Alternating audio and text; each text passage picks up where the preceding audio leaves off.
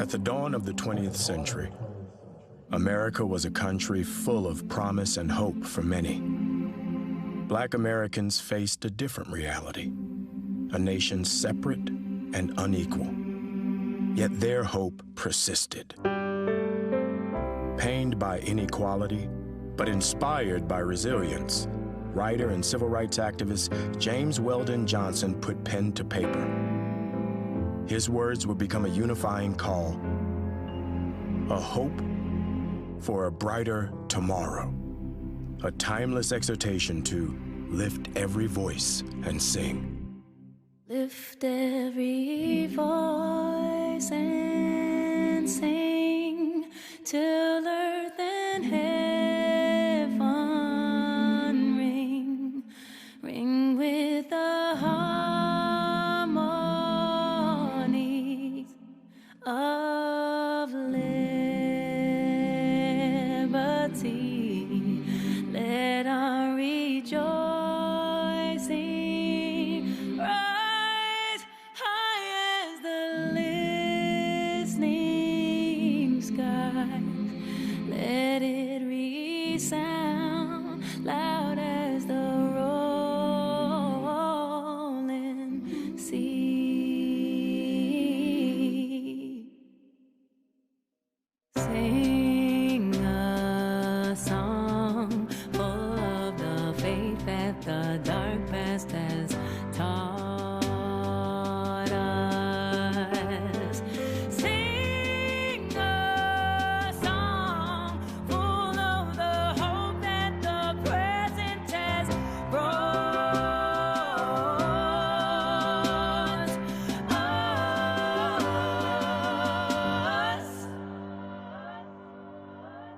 Facing a rising sun of a new day begun. Let us march on till victory is won. Let us march on till victory is won. Let us march on till victory.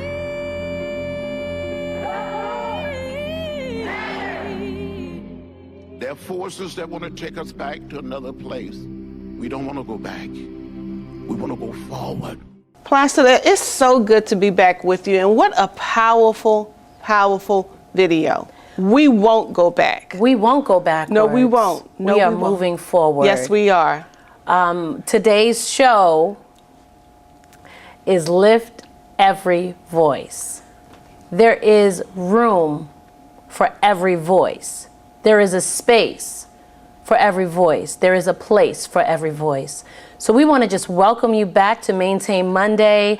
Again, so nice to be back in the studio with you, my sister. Back in our studio. Back in our studio, Elevation Global Media Group. Yes, we're excited. And I just want to read a portion of some of the song that was sung. Lift every voice and sing, till earth and heaven ring.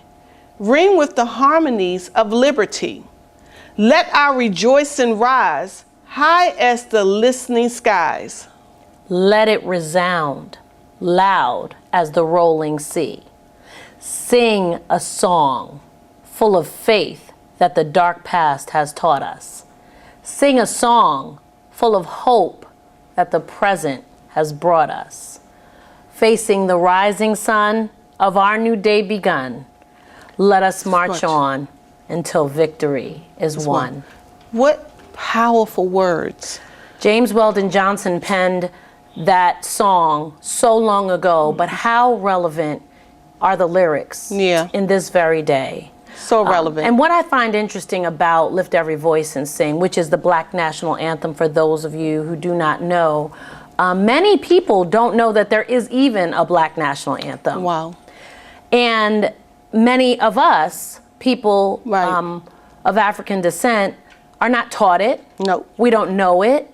We hear it, we don't know the words to it, and the words have so much meaning. So today, we, at Maintain Monday wanted to bring the lyrics to you in a different way and actually bring them to life. So we have some surprises later in the show for you to do that. And just awareness. Because like you said, we don't know. And what you don't know, you don't celebrate. What you don't know, you don't acknowledge. So just having this moment, let's just say this is an education moment. I have learned some things in the past 2 years about this song.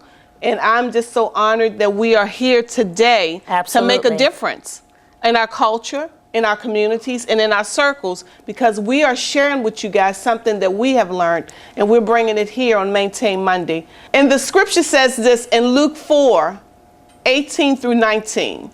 And this is the Passion Translation. The Spirit of the Lord is upon me, and he has anointed me to be hope for the poor, healing for the brokenhearted, and new eyes for the blind, and to preach to prisoners. You are set free. I have come to share the message of Jubilee, for the time of God's great appreciation has begun. God's great appreciation. So what you said about awareness is so important, because like you said, people can't walk in freedom that they don't know that they have, right? And so a new time of freedom has begun in our country. And before we experience it fully, we have to go back. We have to figure out where we've come from so we can know how we can proceed. And can I say something about that, Neil? I'm from the South. The deep South. Right. And I must say, there are people still in the South that are oppressed. Absolutely. They are still thinking, let's just say this, they're back in the time where they didn't have the freedom, they didn't have the voice, and they didn't have the liberty. Even today, I tell my children this. I said, if you don't like something, say something. Stop accepting things. You know, be bold in what you're doing and what you're saying. But I think that we as a people need to learn, but just anybody needs to learn. You have a voice. Absolutely. The scripture also says, Christ has liberated us to be free. Stand firm then, and don't submit again to a yoke of slavery. And that's not just talking about slavery as we know it, right? Don't submit again to a yoke of slavery in your mind. Right. In your actions, in your being, right? So there are policies that have been in place that had us in a mindset of slavery. Yeah. When yet we were walking visibly free, but not free in our minds. Right. So we have to continue to have these conversations. Right. We have to be a part of the change. We have to lift every voice. That's right. So that we can be a part of the change. And like you said, that bondage. And stop, and I just had this conversation with my daughter, stop giving people power that they don't deserve. Well, I think it's time to invite our guest, who is going to drop some knowledge. Placid, do you think they're ready for this? I'm not sure if they're ready for this. I'm just saying, do you think they're ready for this? Listen, up next, we have our guest, E.T. Brown, who he's going to tell you a lot about the things that he's doing in the community. He's always been active in the community. This isn't new to him, but he's doing some things right now to make a difference. So right after this break, we will go to Mr. E.T. Brown. Marriage is commendable and is to be honored among all. And therefore, it is not to be entered into lightly, but reverently, lovingly, and solemnly. Into this covenant these two persons presented today now come to be joined. If any person can show just cause why they may not be joined, speak now or forever hold your peace.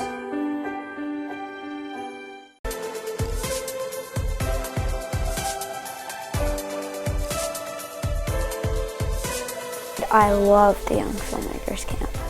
Hi, my name is Samantha, and I like Young Filmmakers Camp because it's really fun and you get to enjoy time and make lots of new friends, and you get to make fun films and you get to go very fun places. I like that you could film and you could actually make your own movies, and you could show everybody, and you could learn how to make a YouTube channel and like get followers and stuff. If you're into really good filming, you should come to Young Filmmakers Camp. I love the Young Filmmakers Camp, and I hope you will too. Bye.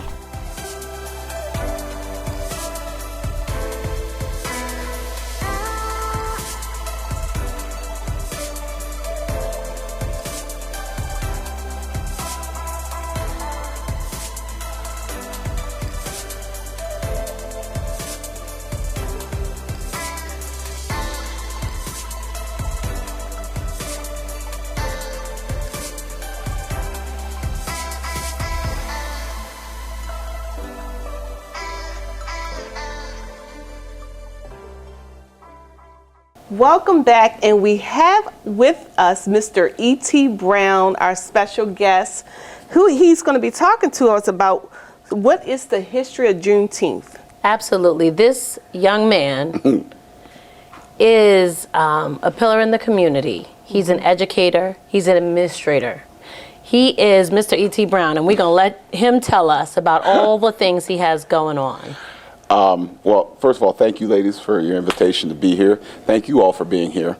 I guess my assignment is to talk a little bit about the history of Juneteenth and where we're going from there. I'm going to start by telling you a little bit about myself. I'm 55 years old. I have 7 children. They're all grown. I've got, I think, 11 grandkids and counting. So, we have been fruitful and multiplied. Yes, you are. I have. I've done a little bit of everything in my lifetime. Some of the people I work with kind of laugh. They say, "You've done almost everything," and I did. I'm from a small town in western Pennsylvania, Meadville, and not a lot of opportunity there for a young black man. And at 33 years old, I decided I was tired of working for people that, I considered not necessarily better than me or smarter than me, and I decided to go back to school. And I went back to school at 33 with the help of my then wife, Judy Brown. And, we managed to make it through 4 years, got a bachelor's degree, and I went on one job interview. And that's where I'm working right now. I've been in the district where I'm at, Cecil County Public Schools, for the last 18 years. I was a social studies teacher at the middle school and high school level.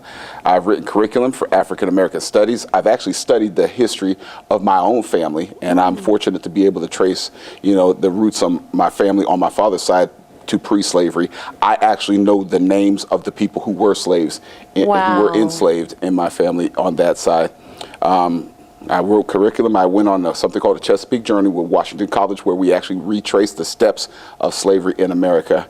I've also written curriculum. I've also written professional development for racial awareness, implicit bias. I'm part of the Racial Equity Task Force in my home district, and I've always worked to help students strive to be better. I've also worked with an organization called Equal Opportunity Schools, and one of the things they do is they increase enrollment in AP and IB courses for black and brown students. So, I've been around, I've done some of the history. I've also spoken at several social justice rallies, and I try to, stay informed. I've worked in the ministry for many years with students as well. I've been a coach, I've been a mentor, I've been a lot of things. Been my children's principal. Yeah, I've been your kids' principal, their vice principal, and I enjoyed them immensely. Wow. Yes, so I'm quite impressed. Oh. And I know this may be another show, but I have some roots in West Virginia too. Okay, now. But that's another show. Well, I'm Pennsylvania, but we throw in West distance. Pennsylvania, okay. Western Pennsylvania, but it's the same difference. Wow. If you've been in Western Pennsylvania, it's pretty close to many parts of West Virginia. Wow. A railroad town. Yes. So talking about Juneteenth, one of the things that strikes me, because Juneteenth, to give you a little history, Juneteenth is June 19th, 1865. It is when the news of their freedom arrived to the enslaved people of Texas. And it's interesting because the Emancipation Proclamation had been signed 2 years earlier in 1863, and everybody made the address, and everybody celebrates that as, the slaves were emancipated, but it didn't really actually emancipate anybody. Right. I like to call that paper freedom. Oh. And Juneteenth was where they read the proclamation that said that former slaves and former masters would have absolute equality in property and rights. And that was I call that the starting gun. That's the starter's gun. And I say that because one of the things that we seem to get twisted is we equate freedom and equality. And freedom and equality are not the same different. thing. Absolutely. Okay? Equality is what you get to. Yeah. Okay. Freedom is the ability to struggle to get to equality. And one of the things the freedmen of that day recognized was they needed to celebrate that opportunity. Okay, and they didn't actually even get free that year. Now they knew they were free. Right. They on paper they now knew they were free, but there was no actual freedom until the harvest came in, because the prudent choice for them was to stay where they were, work out their wages, and then bring in the harvest, and then the next year celebrate. And the next year was when the Jubilee celebration happened. Wow. We just read about the Jubilee. So I want to read this next stanza of Lift Every Voice. Stony the road we trod. Just what you just described. Bitter the chastening rod, felt in the days when hope unborn had died. Yet, with a steady beat, have not our weary feet come to the place for which our fathers sighed?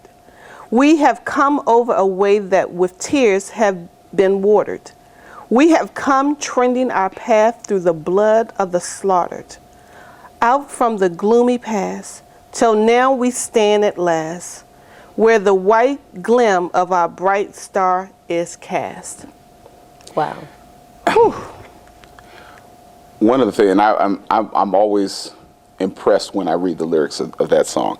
I learned that as a young child. I was fortunate to have parents who, migrated from the South to the North. My father wanted to be a chef, and in the South you couldn't be a chef. Right. And a gentleman by the name of Mr. Vay came into the restaurant where he was working at, and he wanted to know who cooked the food. And they sent out the chef, and he talked to the chef for 30 seconds and said, "I know you didn't cook that food." I know, that's right. And he sent my father out. He invited my father to Pennsylvania to work at the resort that they had, and that's how my father ended up in Pennsylvania. My mother came afterwards.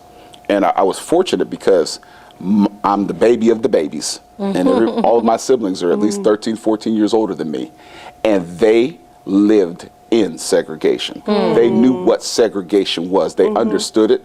My brother and my sister, my two brothers and my sister, actually had a confrontation on a bus at one point in time where they were asked to move and did not move. And there was a great threat to them.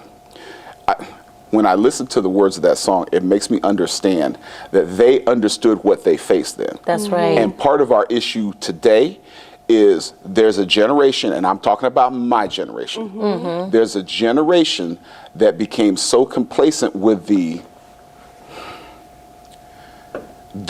progress that we've made. That's right. That we stopped the struggle, and we started treating freedom as if it is equality. Equal to equality, right.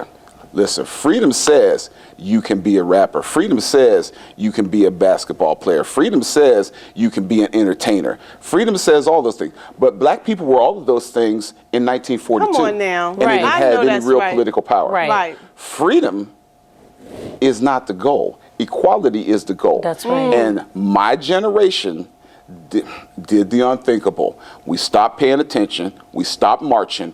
We stopped voting. We stopped registering other people to vote. We stopped all of that because we got bought off with the idea of opportunity and freedom to make financial gain. And that is important.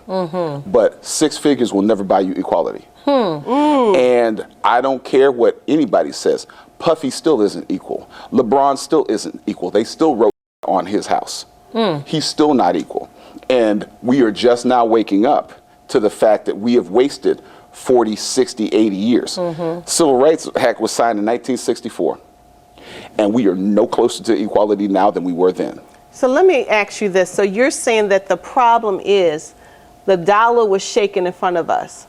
Oh, 100%. And that immediately took our focus off of equality because we wanted to chase the bag. That's exactly it. There's wait, you just put a pin in that. Come on now. Yeah. chase the bag, because Yeah. some of us are still chasing the bag Yes. and selling our souls to do that. And so what do we need to do now? We need to understand what the okie doke is. That's right. We need Come to on. understand where the okie doke is. Right. Here's the okie doke. The okie doke says there's a long-standing philosophy going all the way back into the early days when black people started to vote in the South. If you give them a holiday, they will shut up about voting. If you give them a parade, they will stop marching. If you put them in a position with zero power, they'll still say, I got a position, and you pay them enough money, they'll shut up. And we have been bought off, and that is part of the problem. And I am not against us making our money. I'm not looking to get rid of my job. What I am looking to do is, in addition to making that paper, I'm looking to make some changes. I'm looking to make some inroads into where the real power is. And we have been fooled. What about having conversations? What about dialogue? Because I want to just be very clear. We are here to talk about what Juneteenth is. We're here to understand the history of it and how we got ourselves into the debacle that we're in right now, right? And so that isn't polarizing to any community, because we want everyone at the table. Am I right? There's nothing, in all honesty, there's nothing polarized about the entire conversation around Absolutely. race. I just want to bring that into the light. Absolutely. And you make a great point.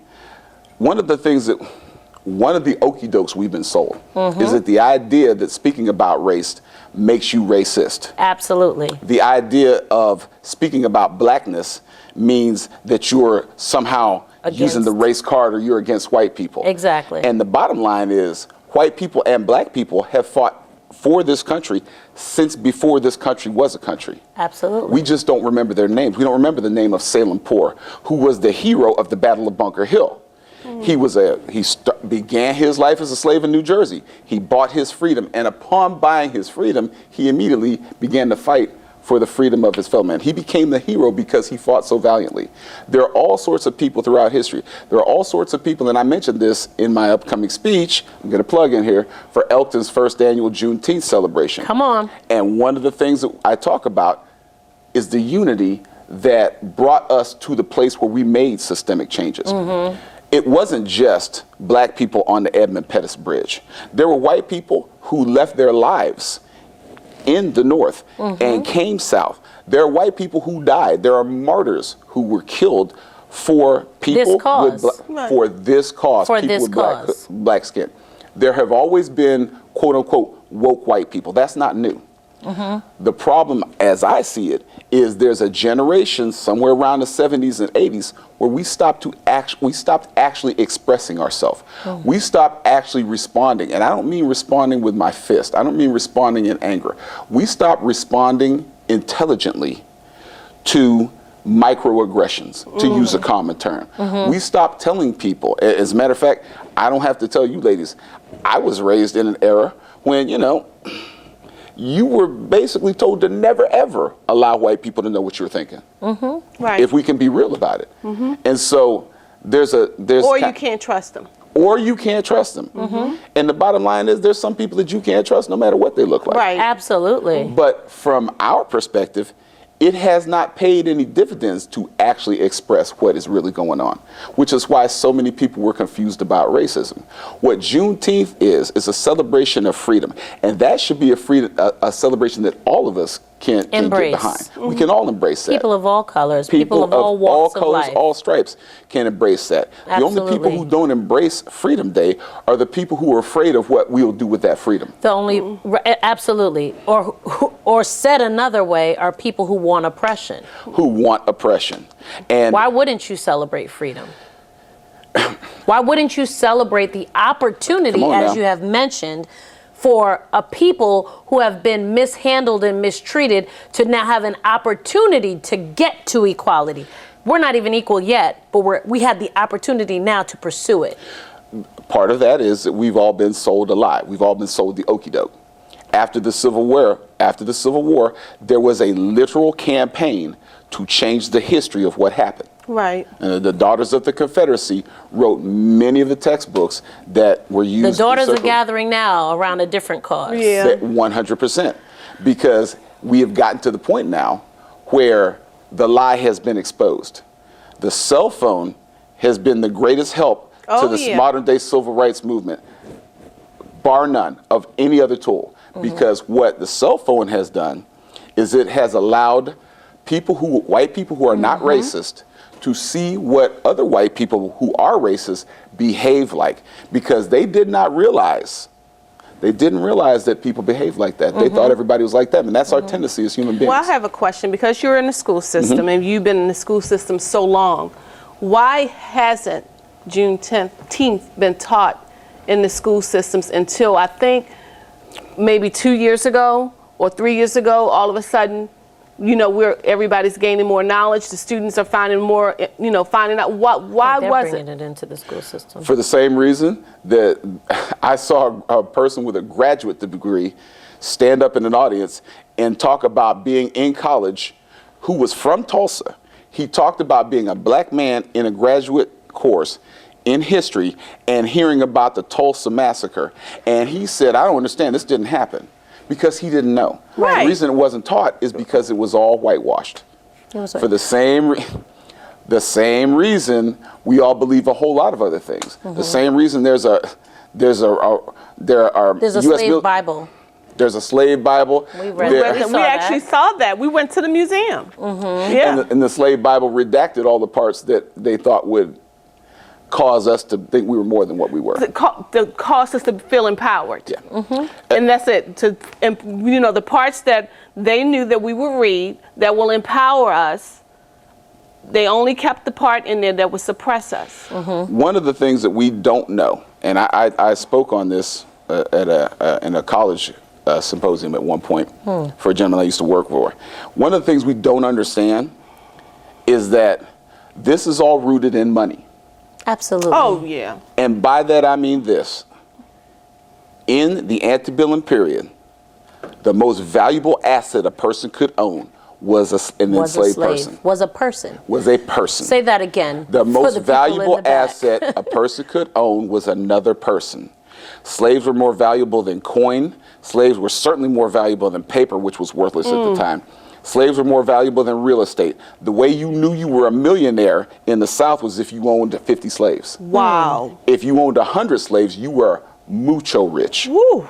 And to this day, I still maintain the #1 consumable product in America is black bodies. Wow.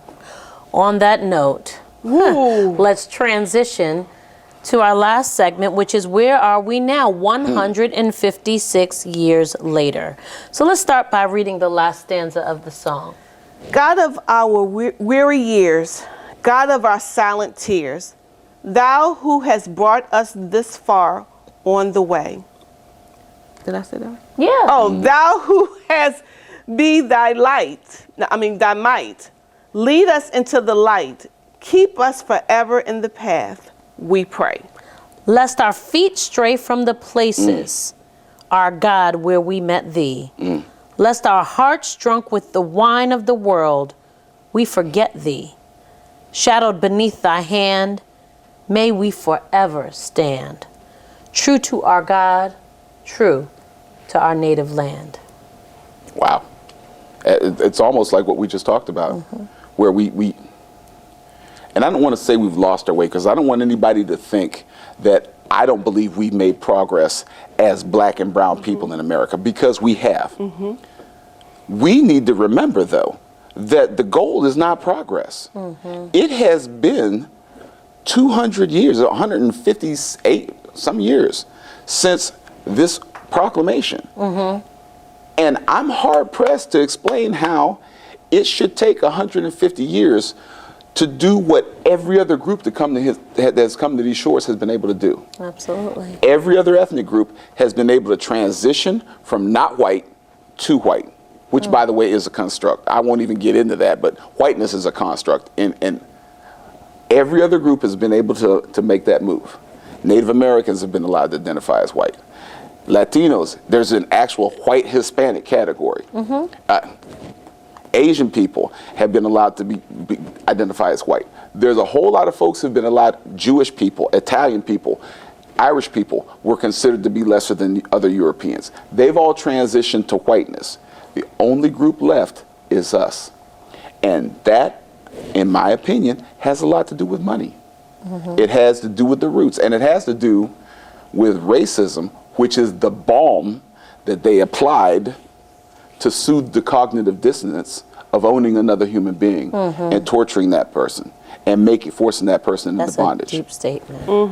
There was no racism before slavery. Now, and I don't mean racism like in Europe where it's based about your ethnicity. I mean the racism that says if you're black, you're less intelligent. If you're black, you're lazy. If you're black, you're more likely to be violent. If you're black, you're more likely to commit crimes. All of those things have to do with money. When we were freed, the South had to decide what to do with us. And they had no intention of coexisting with freedmen. So what you see is the Great Migration. And here we see all the folks run out of the South by all of the laws that were designed to put black people back in bondage. Because here's a secret a lot of people don't know. There's a trap door for those folks that got freed.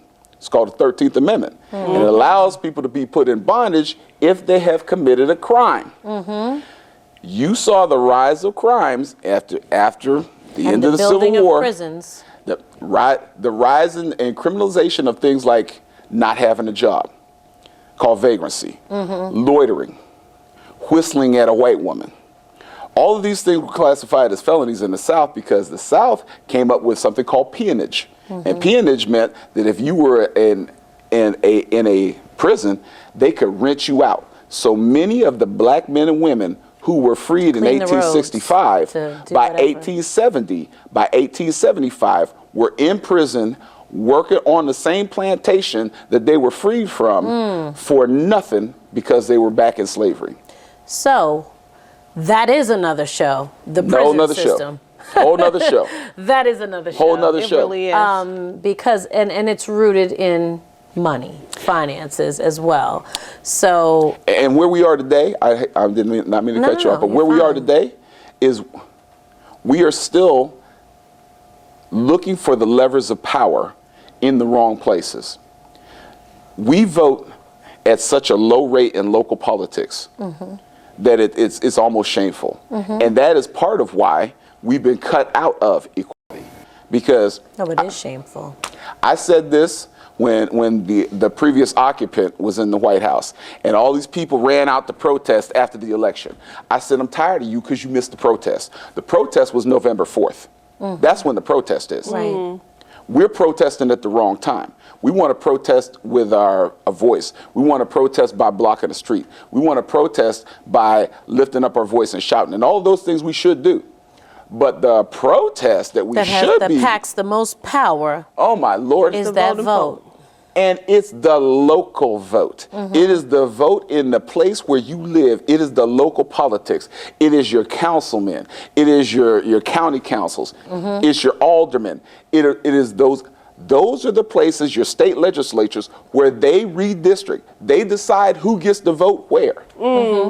And who goes to school where? Who goes to school where? What happens in that school? What money gets allocated to what school? They set the district boundaries in the school. It's not an accident that schools are segregated. Right. It's not an accident that black people all seem to live near the railroad, or they all seem to live near the chemical plant, or they all seem to live near the waste processing plant. It's not accidental. It's intentional. And in my opinion, part of the issue is we've been blinded by the gainful employment we can have, the money, the middle class lifestyle that we have access to, that we have taken our eye off the prize. While we're doing all of that, white people have been able to create generational wealth because they don't have the barriers that we have. And I need to touch on this because I've been saying this and I'm going to continue to say this until we catch this. Part of our issue is that we keep falling for semantic and word tricks. And I'm going to give you an example. In America, we are so loath to use the words black, to use the word black or blackness. We don't want to mention it. And we describe the difficulty faced by black people in our country using the term white. We say white privilege, but in reality, the only privilege we're talking about is that a white person doesn't have the disadvantage of black or brown skin. So what we're really talking about is black disadvantage. But we don't say it like that. And that's part of our confusion. We talk past each other because then people use that language to create division 100%. when we should be able to come together around what is obviously not okay, which is black disadvantage. Right. That is a great point. But white privilege, I've heard people that I respect, that I love, have a problem with something that appears obvious to me. All you have to do, and you know, I made a post one day about me and my husband being pulled. Our car had broken down, and we were in a neighborhood at midnight. That if the wrong person pulled up, I may not be sitting here now. Yes. So we have to talk about this, and we have to find the language that is going to meet people where they are, so we can make the change that many, and I would almost say most people want to make. Yes. Most people of all hues. 100%. We need to use the words that speak the truth. Absolutely. And part of the problem is, if I were a white person, you told me I had some kind of privilege, I would probably be offended because I've worked for everything I've earned. Right. However, I can probably get a Klansman to agree that there's a disadvantage to walking around in black skin. Right.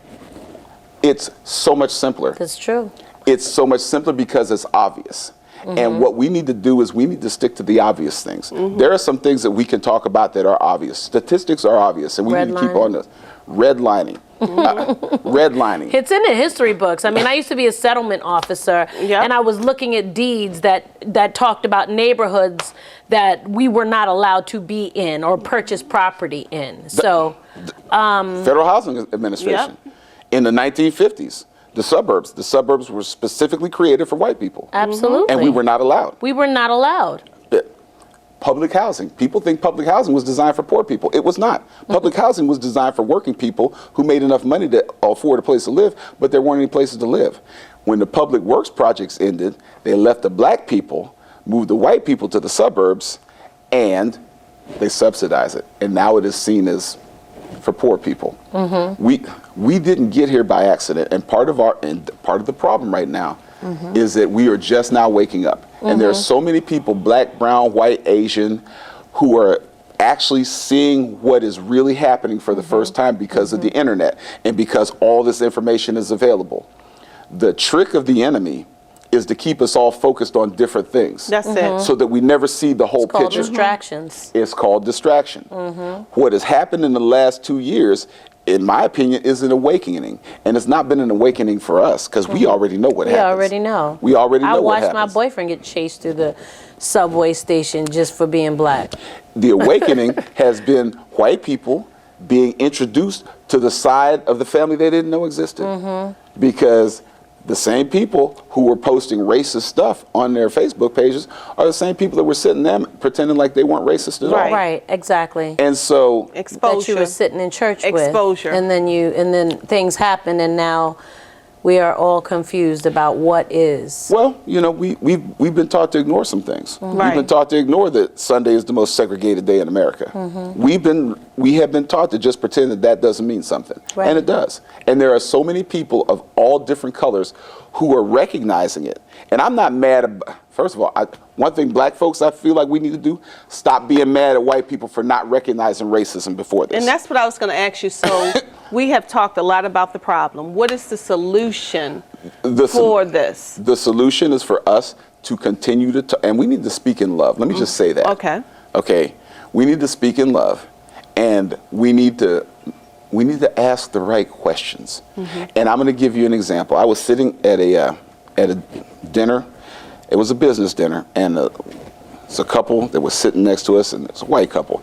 And we're talking about being on the back of the bus. And I was saying, you know, I was a fat kid on the back of the bus. You know, if you're a fat kid on the back of a black bus, you got to be able to tell jokes, because, you know, the dozens is going to happen. And she said, well, that doesn't have anything to do with you being black. That's just the same as everywhere. And so I almost really got offended as her husband flinched. And then I said, you know what? Okay, how do you know? And she said, what? I said, how do you know it's the same? You're telling me it's the same on the back of the bus and the black bus. Did you ride on a black bus? Well, no. Well, then how do you know? And she had never thought of that. See, I've ridden on the back of a white school bus. I've ridden on the back of a black school bus with mostly black kids. I know the difference. She didn't know, but I asked her that question. I hope in much the same way a woman would ask a man who's describing childbirth, how do you know? Right. Because you can't speak on what you haven't experienced. That's it. And rather than be angry, we need to ask the question and wait for the response. That's right. Because when you get angry, you allow them to take the defensive position, and then they become the victim. Well, I want to say something to that anger. I think that we as a community need to deal with our trauma. Oh, 100%. Because the anger rises up because the trauma has never been dealt with, right? 100%. And we as a community have dealt with many things that have left a print on our psyche, on our mindset, on our ability to love not only ourselves, but others. And until we deal with that, we cannot have a conversation that is in love with a people who we have pent up anger against. Yeah. So, you know, some of us are dealing with it, some of us have dealt with it, and those of us who haven't, I'm asking you to please take a look at it, because we do not want to be part of the problem. As Cassandra has said, we need to be part of the solution. And the other part of that, in my opinion, is we need to understand that people who have racist views may not necessarily be 100% horrible people. Oh, they're not. Sometimes Thank you for that. They're not horrible people. I have friends that I grew up with that I know say racist things. I also know that these are people that if I called them, they would come. So we have to learn how to, I don't know, how to just balance that. Well, can I help you balance it? Sure. Can I help you balance it? Please, help us. What have you said in your house that you don't want somebody else to hear? Come on now, sis. Balance it with that. That doesn't mean that you're a terrible person. Right. That may mean that you're hurting. Right. That may mean that you were taught wrong. That may mean a lot of different things. But what it doesn't mean is it doesn't, behaviors don't define us. Come on now. Come on now. God defines us. Yes. And we are who he says we are. And until we see ourselves as such and we allow people their process of healing, because that's all that it is. This is a country in need of healing. Yes. This is a world in need of healing because we've been taught wrong. We don't know how to love the way the Bible in 1 Corinthians says to love. That's how we love. And until we have that love language that meets people where they are, like Jesus did, and he sat down with the sinner, then we won't do anything but continue to offend, continue to cause harm, continue to cause division. So I have people in my family and in my life of every complexion, and we've had hard, when I tell you hard conversations, Democrats, Republicans, you know, I sat with a brother from church who had posted some foolishness on his page. And we sat down for an hour. Nobody else would talk to him after service. And I loved on him to the point where he still hits my inbox. Yes. Because he said, I never knew. Let's have these conversations. And that's what I was saying. I'm all for that, but I want to be genuine with it. We need to be real. Because sometimes I believe that we can fake it. Oh, we fake it all the time. Just so we can, let's just say, get along. Can I say that? We can Please fake say it. that, I sister. agree with all that. I just believe that, like you said, E.T., have those conversations. But if I have a question or if I have a problem with what you said to me, I want to tell you, I have had a problem. I'm not going to say, oh, you okay, brother? I'm going to say, I got a problem with what you just said to me. And here's why. And can I give you an example? Go ahead. My son, of course, attends a school in a majority white area. He came home one day and he told me someone called him. I said, that's not funny. And this was when he was in middle school. When he went to high school, he had a problem. And he was having a conversation, because I always ask my children, how was school today? You know, we would sit down and we would have dinner to have those conversations. And he told me, I was told that I was not allowed. Someone put their hand up at the gym entrance and said I was not allowed because I was black. And then he laughed. I said, that's not funny. And that's why I said, I'm not going to sit and say some of the stuff you say to me is going to make me say and not question. And I said, this is what I'm going to do. I'm calling the principal and I'm calling for a meeting. I called the principal and called for a meeting. And at that conference table, some things came out. And the black officer that was there, he said, you take this all the way. He said, you take it all the way. And so come to find out, it was actually a football player. He said it was a lacrosse player. He didn't want to affect his teammate. It was a football player. That football player was expelled from school immediately. So then they were called. Then I was now called. Now when other parents were having problems, they said, what did you do? How can you help? What is it that you could do? I said, you make sure you let them know it's not a he and ha-ha moment, and it's not okay. Well, and I'm gonna just, I know our time is short, but I'm gonna speak on that right now. One of the things, two things. First and foremost, as people of color, we need to understand it is not about what people think, it is about what people do. People are perfectly free to be bigots. You can be a bigot all day as long as you're not a racist. And racism is what we're fighting. Now, I would prefer that people aren't bigoted, and I do believe you can love people out of being a bigot. Absolutely. 100%. But racism is tangible. It is quantifiable, and we need to make sure that we combat it whenever we can. The other part of that is we need to stop showing our teeth when it's not appropriate. We need to stop smiling when it's not funny. We need to stop getting along when we ain't really going anywhere. Because part of the issue is there are too many of us who get enough money that we get comfortable that we're not going to say something is racist. We're not going to say something is racially illiterate. We're not going to say something is socially unacceptable. And what happens is those of us who do point those things out, then we become the person that's crazy. We become the angry black man, the angry black woman, the aggressive black man. We become the person who needs to get off the race thing because obviously it's not that bad. Some of this is black folks need to not stop pretending. They need to stop pretending. Stop shamming. Just go ahead and say what it is. Because we need to stop believing that all white people know that that's what they're doing. They don't.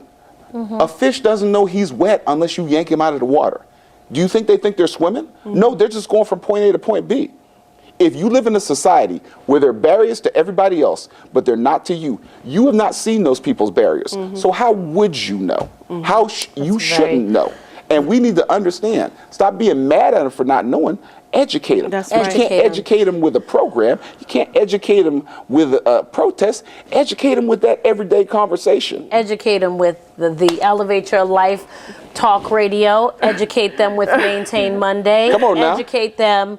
We got a lot of things that can educate them, and one of the things that can educate them is this event that you have coming up.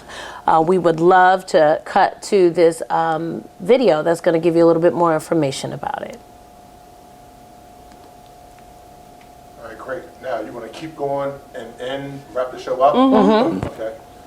And whenever you're ready, we'll come back to Classy, we'll come back to a live shot, whatever you want to come back to. Do I start to say this? You can go to Cassandra. Now? Okay. It will take every voice. How can people get involved and be a stand for freedom, justice, and liberty for all? I think that the number one thing, if I leave this, go back. Can we look like we came out of that? Yeah. Be like, wow. Oh, I don't know what the video is. Yeah. Right. So we have to say wow. You're right. There you have it. Okay. Well, we need everybody out to. You want me to do it? I could do it. Okay, so we'll do that. Okay. We need everybody out on Juneteenth for this spectacular event. We're talking about ways that we can actually get involved, be empowered to make real change in the community. We thank you so much, E.T. Brown, for just pouring yourself out the way that you have. Cassandra? Oh. I done lost my spot. Where was I supposed to go? Go back to you. Okay. Where am I supposed? Wait a minute. Let me find out where I'm supposed to go because you said that part, right? And the video. So I don't need to say that. I won't say that. I'll just say. Okay, so let's go back from the. Just kick this back from the video. Yep. Okay. Pick up from the video. And in 5, 4, 3. Wow, what an amazing event we're going to have is. on Juneteenth. Yeah. Celebrating what it is and empowering us to make the difference. And so tell people how to get in contact with you, E.T. Well, the Juneteenth celebration is the website is up. It's going to be a YouTube. It's going to be a virtual event. And if you go to E.T. Brown, my Facebook page, you'll see it there. If you go to YouTube and you type in Elkton Juneteenth celebration, you'll find it there. It's going to be quite an event. I'm very, very proud of the work that I did with them and the entire committee, and it's going to be an annual event. And I'm also very proud of the town of Elkton and the mayor who initiated this event. This was an event that was not necessarily initiated just by black people. It was initiated by the mayor of Elkton, so kudos to him. Yes, indeed. I think the way we can get involved is most important. If I don't say anything else, if we don't get anything before I leave this stage, is to register to vote. We have lost that from our forefathers. Those people sweat, they bled, and they died, and they marched, and they kept marching so that we could vote. And I don't have to tell you, if you're paying attention to what's going on in the world right now, they're trying to take the vote away again. And we need to make sure. The other thing we can do is we can talk to our friends. We can talk to our families. If you don't have 10 friends that don't look just like you, you need to get some. And I mean for real. I'll tell you something else. You need to go to a church where there's some black folks. You need to go to a church where there's some white folks. If you look around your church and it doesn't look like the neighborhood that you think you should grow up in, and it doesn't look like the Rainbow Coalition, you look for another church. Because part of the problem is we don't know each other. We are not in proximity with each other. And we need to do that. We need to get close with folks because it is hard to hate your brother that you see every day. Absolutely. Wow. And so I heard so much in your message today. Number one, how powerful knowledge is. Yes. And how God's people perish for the lack of knowledge. And also, in Philippians, it talks about God has given us enabling power to do all things through Christ who strengthens us. And I just want to invite our viewers into a relationship with Christ. In Romans 10:9, it says that if you confess with your mouth Jesus is Lord and believe in your heart that God raised him from the dead, you will be saved. So I invite you into the family of Christ. Can you pray for our viewers? Amen. Heavenly Father, thank you for being you. We bless you right now in the name of your precious Son, Jesus. And we thank you for knowledge. We thank you for the power that you put in each and every one of us. And we thank you for the spirit of unity. Father, we thank you for each and every person under the sound of my voice. And we ask that you would bless them. We ask that you would activate their understanding. We ask that you would put in them the desire to learn more, to know more, to do more. And more importantly, we ask that you give us all the spirit of unity and the spirit of long suffering and the spirit of a sound mind. For God, it is in you that we put our trust. It is in you that our whole being resides. And we count all of these things that we have spoke today as already done because we know where you go, everything must stand in attention and fall into submission. So as we leave this place and we leave you folks, never to leave the presence of God, we just ask God that you bless and keep each and every one of us until we see each other again. Amen. Amen. Thank you so much for joining us for this episode of Maintain Monday. We are so excited to be back in the studio. Yes. And we have a brand new look, a brand new feel, and brand new wisdom to drop on you every week. So meet us here next week, same time, same place on Maintain Monday. Until then, keep maintaining.